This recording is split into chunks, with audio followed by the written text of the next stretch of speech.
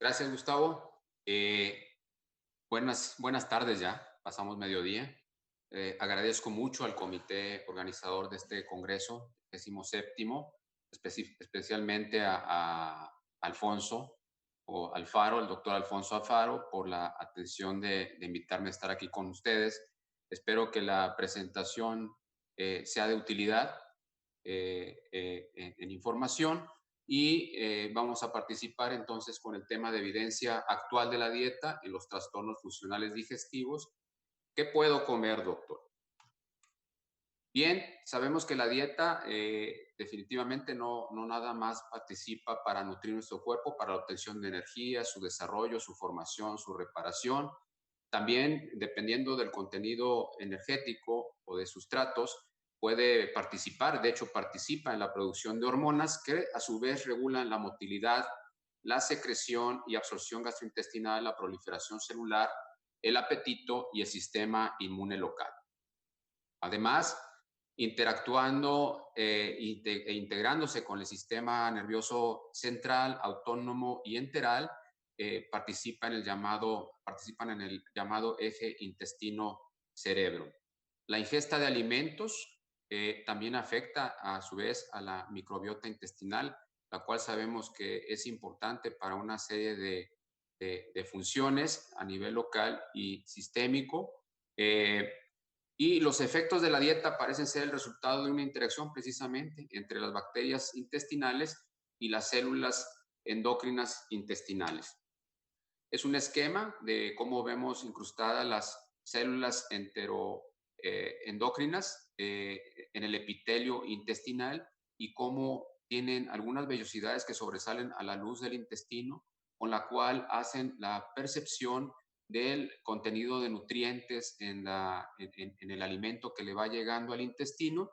Y de esta manera, estas mismas células enteroendocrinas pueden ir, de acuerdo al contenido energético o de sustratos y de tipo de alimentos que estemos tomando, empiezan a secretar las hormonas que pueden participar a nivel local o a través del nervio vago llevar información al cerebro, ¿sí? Y vemos en este esquema cómo contamos con una serie de receptores precisamente en la superficie enteral que al permitir el incremento de calcio intracelular posterior a la percepción, obviamente a través de los receptores específicos de nutrientes, van a la secreción de algunas hormonas como la 5-hidroxitriptamina, la colicitoquinina, el péptido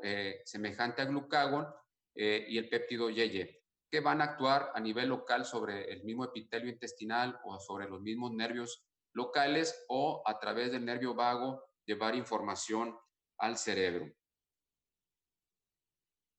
Con respecto a la dieta y el microbioma, definitivamente recordemos la relevancia que tiene el microbioma, que juega un papel importante en la motilidad gastrointestinal, la defensa inmunológica intestinal, la digestión, metabolismo, inflamación y proliferación celular, y que este microbioma, dentro de todo, puede ser modificado o formado desde un inicio por factores genéticos y modificado por factores ambientales, como de qué manera nacimos, si nacimos a través de parto o de una cesárea, si fuimos alimentados con leche materna o a través de una fórmula, o en el estado que nos encontramos de vida, en el envejecimiento, si estamos en tratamiento o hemos recibido tratamiento con antibióticos, y el estado de salud general pueden participar en la formación y riqueza de este microbioma. En esta diapositiva, lo que trato de mostrar es cómo la dieta, a través de un estímulo en la diferenciación de las células madre hacia las células enteroendocrinas, puede influir. Y así vemos esta mucosa oxíntica gástrica, en donde vemos esta tensión de células enteroendocrinas en un número específico, y que en pacientes con intestino irritable, con diarrea, pueden estar incrementadas y disminuidas en pacientes con intestino irritable crónico, perdón, sin intestino irritable con constipación. En este estudio no nos detenemos mucho, básicamente puntualizo en esta publicación del doctor Su en GOT en junio de 2019 cómo pacientes que desarrollaron un intestino irritable postinfeccioso se les da una suplementación con glutamina, 15 gramos al día, y se les da durante 8 semanas. Y en el seguimiento se ve cómo el índice de severidad de síntomas y la puntuación mejora, cómo la frecuencia y las características, la forma de las heces también mejora, al igual que la permeabilidad intestinal. Valdrá la pena ahondar en este estudio para ver si es reproducible en su aplicación.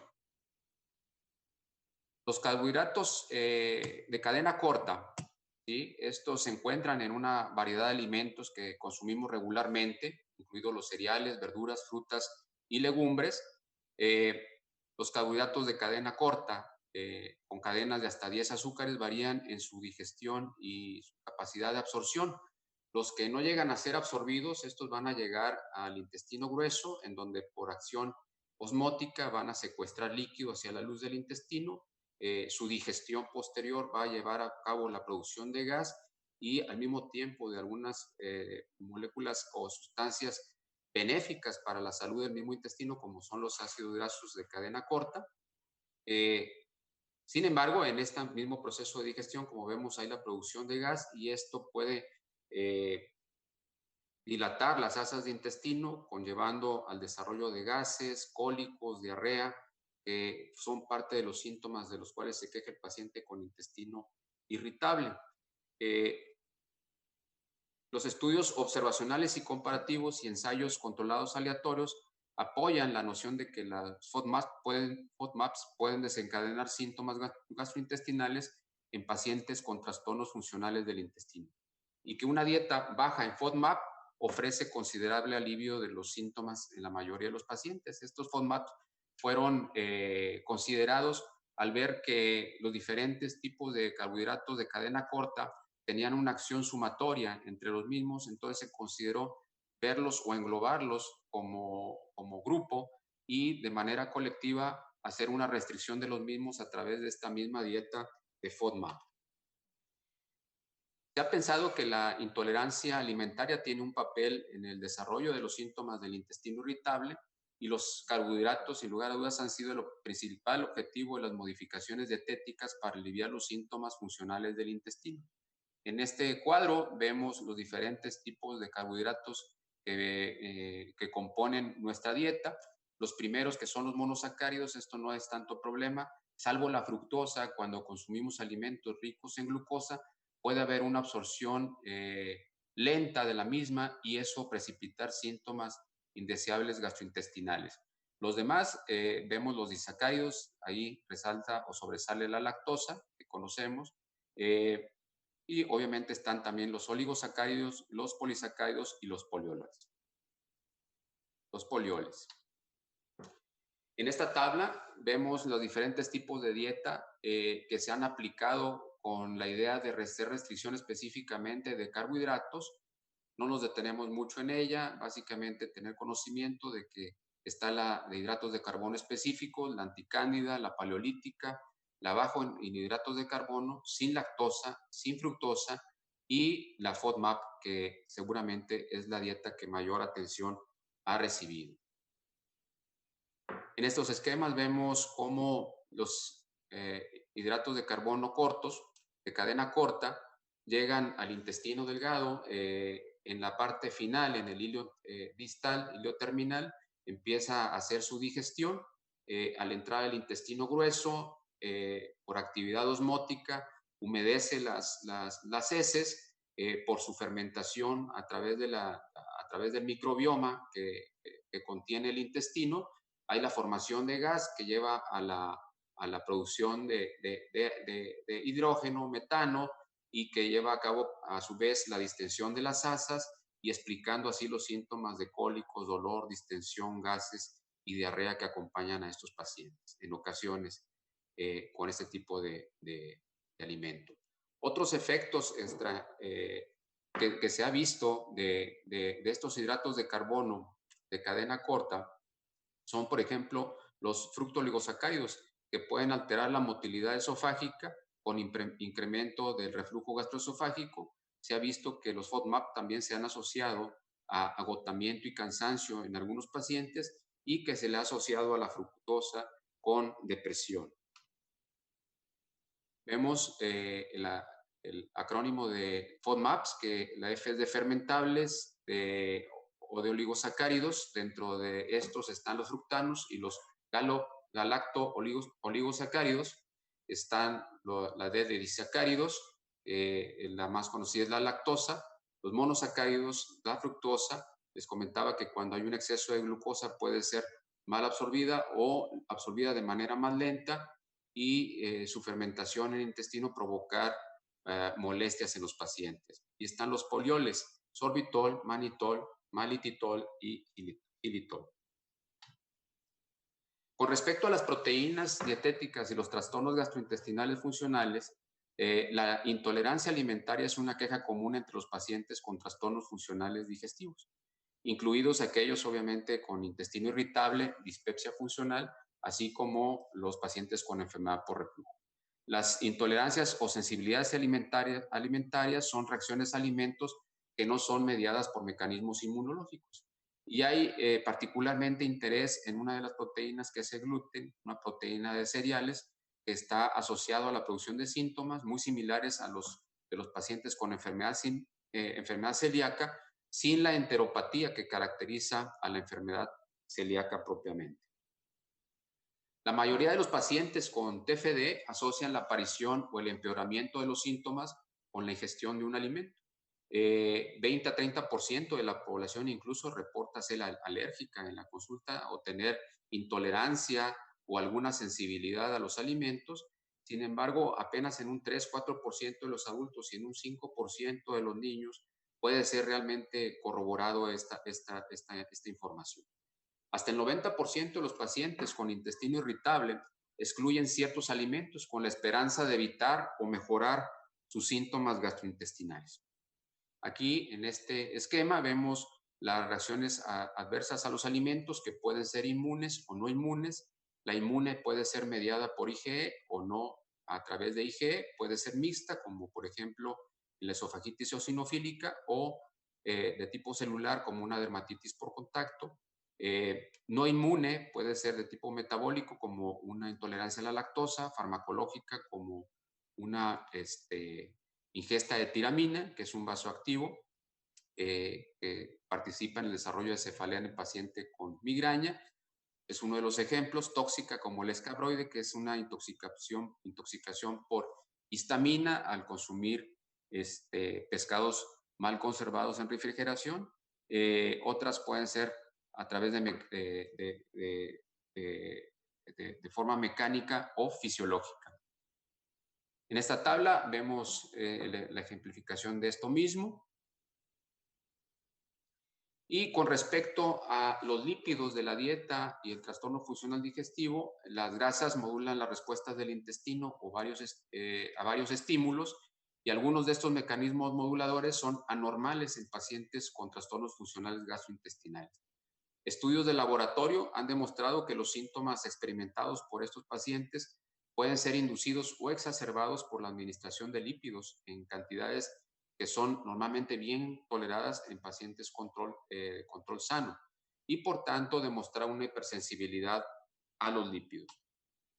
En esta tabla vemos algunos de los efectos que tiene la infusión de lípidos en el tubo digestivo, tanto efectos en la motilidad como en la sensibilidad. Con respecto a la motilidad, vemos cómo en los pacientes con TFD la infusión de lípidos incrementa las relajaciones transitorias del esfínter esofágico inferior, incrementando los síntomas de reflujo. La acomodación gástrica no tiene un gran cambio, pero el vaciamiento gástrico sí se ve aún más lento en pacientes con TFD. Asimismo, el tránsito de gas en intestino delgado también está más lento en pacientes con TFD.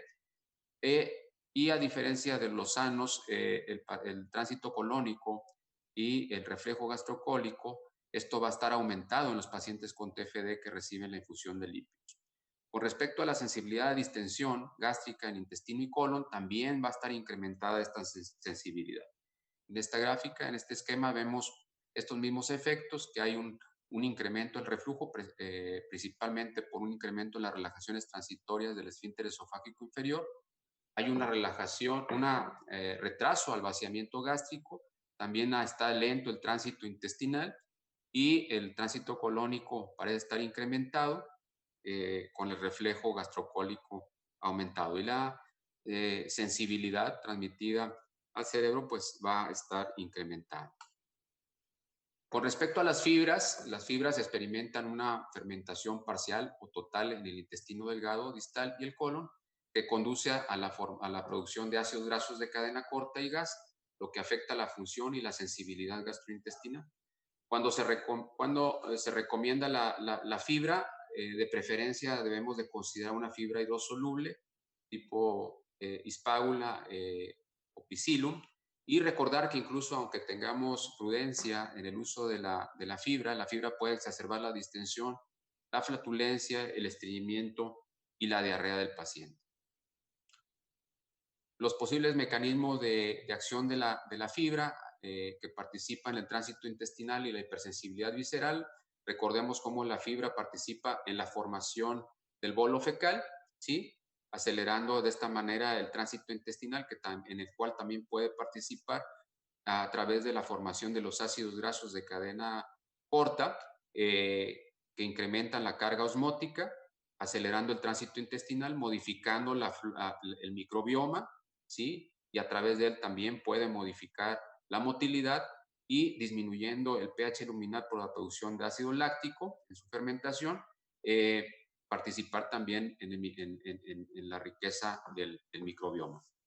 Con respecto a la producción de gas por la misma fermentación, metano, hidrógeno, estos van a participar en la distensión, en la formación de gases, flatulencia, cólicos, ¿sí? Pero también esa misma distensión puede estimular la motilidad intestinal. En esa tabla no me detengo, espero posteriormente tengamos a disposición las presentaciones y en el caso podamos hacer una revisión detenida de la información aquí que traté de simplificar, pero como resumen de esta misma diapositiva les hago hincapié en que la recomendación sería de primera intención utilizar la metilcelulosa como fibra, ¿sí? Que es la que parece ser el mejor efecto laxante, tiene una buena acción de acelerar el tiempo de tránsito, no hay una evidencia significativa con respecto a favorecer el crecimiento selectivo del microbioma, es poco fermentado, por lo cual produce poco gas, tiene menos propiedades entonces de formación de gas y flatulencia, y este tipo de fibra puede entonces tener mejores características para tratar un paciente con estreñimiento en intestino irritable. ¿Qué puedo comer entonces, doctor? Bueno, la primera línea de intervención es un patrón regular de alimentación, realizando 5 o 6 tomas al día, limitar el alcohol, la cafeína, los alimentos muy condimentados, la grasa, los alimentos que producen gases y distribuir la fibra a lo largo del día. La segunda línea consiste en la dieta FODMAPs, que tiene 2 fases. Una primera fase en la que se practica una restricción severa de FODMAPs exigente de 4 a 8 semanas, y en la segunda se va agregando los diferentes alimentos que fueron restringidos hasta ver cuál es la tolerancia propiamente del paciente. Los alimentos desaconsejados son los ricos en fructosa, obviamente la lactosa, fructanos, galactanos y polioles. Aquí estas diapositivas espero puedan irlas revisando con detenimiento. Alimentos permitidos, hay algunas frutas, verduras, especias, lácteos, edulcorantes y cereales que sí le van a ser permitidos al paciente, y podamos tener, lo ideal es que podamos contar con esta información ya impresa y podérsela entregar al paciente explicándole la dieta para que haya el mejor apego posible a ella. ¿A quién se lo recomendamos? Pues principalmente al paciente con intestino irritable de tipo diarreico o mixto, que no hayan respondido al tratamiento con la dieta estándar recomendada, como la mencionamos hace un momento, con un nivel de evidencia B y un grado de recomendación B. La restricción completa o parcial, de preferencia que sea completa desde un inicio y luego poco a poco ir agregando los alimentos restringidos hasta ver la tolerancia individual del paciente, con un nivel de evidencia B y un grado de recomendación B. ¿Durante cuánto tiempo? 4 a 8 semanas, un grado de evidencia B y una recomendación B. Con respecto a la exclusión de la lactosa, ¿a quién se recomienda? Siempre y cuando haya una asociación bien establecida de los síntomas con el consumo de lácteos o bien que haya evidencia de mala absorción de la misma. Se puede iniciar de manera parcial. Lo ideal es que empezamos de manera completa y luego irla agregando poco a poco. Se supone que a los pacientes con mayor intolerancia pueden eventualmente aceptar hasta 12 gramos al día, que equivale más o menos a una taza de leche al día. ¿Durante cuánto tiempo? 4 a 8 semanas. Y con respecto al gluten, ¿a quién se recomienda? Pacientes con sensibilidad al gluten no celíacos, que es un trastorno relacionado con el gluten que puede justificar, por lo menos en parte, síntomas del intestino irritable. Sin embargo, la evidencia para recomendarla de manera universal no es apoyada y eso hay que saberle hacer ver al paciente que hay baja evidencia de beneficio en intestino irritable y los potenciales riesgos de ella. Como se ha visto, puede incrementar el riesgo de desarrollo de síndrome metabólico y enfermedad cardiovascular. Se recomienda que sea completa desde un inicio, durante 8 semanas, generalmente hay mejoría en la primera semana y mantenerla durante 8 semanas y luego ir viendo la tolerancia progresiva a algunos alimentos restringidos. Con esto termino mi presentación y espero haya sido de utilidad para usted. Muchas gracias.